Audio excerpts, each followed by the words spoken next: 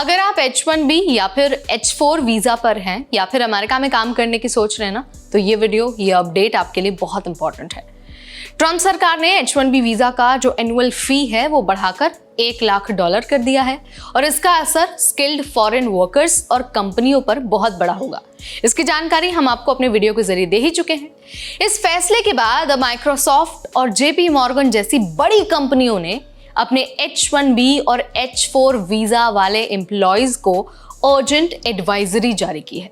Advisory में कहा गया है कि अगर आप सभी विदेश में हैं तो 21 सितंबर 2025 से पहले अमेरिका लौट आइए और जो पहले से अमेरिका में हैं उन्हें वहां रहना चाहिए ताकि नए नियम से कॉम्प्लिकेशंस ना आए।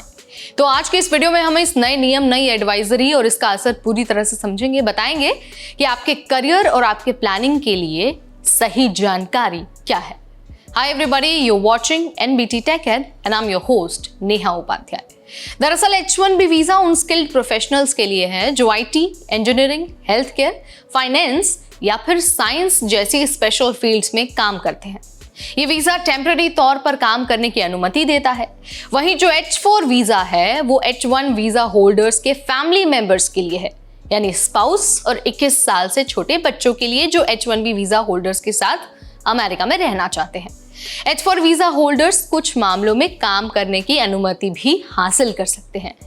अब यहाँ पर सबसे जो अहम अपडेट है उसकी बात कर लेते हैं। ट्रम्प सरकार ने जो H1B वीजा का एनुअल फी है उसे बढ़ाकर $1 लाख कर दिया है। ये नया नियम 21 सितंबर 2025 से लागू होगा। मतलब अगर कोई H1B वर्कर अमेरिका में एंट्री करना चाहता है तो स्पॉन्सरिंग एम्प्लॉयर को ये जो फीस है वो पे करनी होगी और प्रूफ भी देना होगा। डिपार्टमेंट ऑफ स्टेट और होमलैंड सिक्योरिटी ने आदेश दिया है कि बिना प्रूफ वाले पिटीशंस रिजेक्ट कर दिए जाएंगे। ये नियम अगले 12 महीनों तक लागू रहेगा और स्किल्ड फॉरेन वर्कर्स और कंपनियों पर दोनों पर असर डालेगा। अब देखिए, माइक्रोसॉफ्ट और JP मॉर्गन जैसी बड़ी कंपनियों ने अपने H1B और H4 एम्प्लॉयज के लिए एडवाइजरी जारी कर दी है।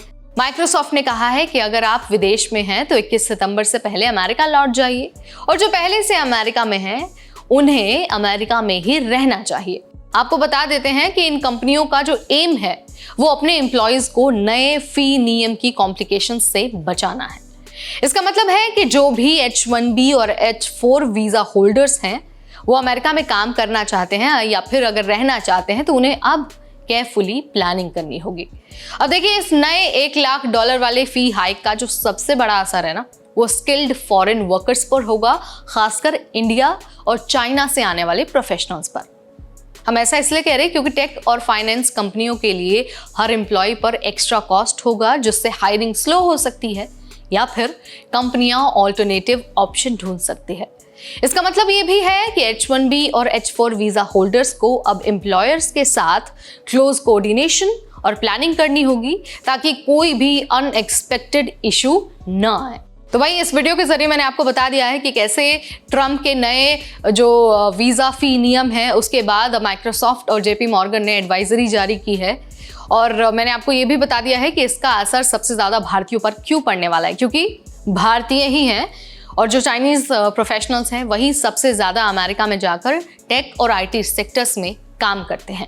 तो भाई, ये जानकारी बहुत क्रिटिकल है। अगर आप अभी इंडिया में हैं और आप H1B वीज़ा होल्डर हैं तो आप तुरंत US लौट जाइए, क्योंकि अब कंपनियों ने एडवाइजरी आपको दी और एडवाइजरी इसलिए दी है ताकि आप नए जो फी हाइक है उसके कॉम्प्लिकेशन से खुद को बचा सके। तो यहाँ पर मैंने आपको सब कुछ बता दिया है, बहुत आसान भाषा में बता दिया है। अगर फिर भी आपको कोई जानकारी हमसे चाहिए, कोई अपडेट आप चाहते हैं तो कमेंट के जरिए आप मुझे बता सकते हैं।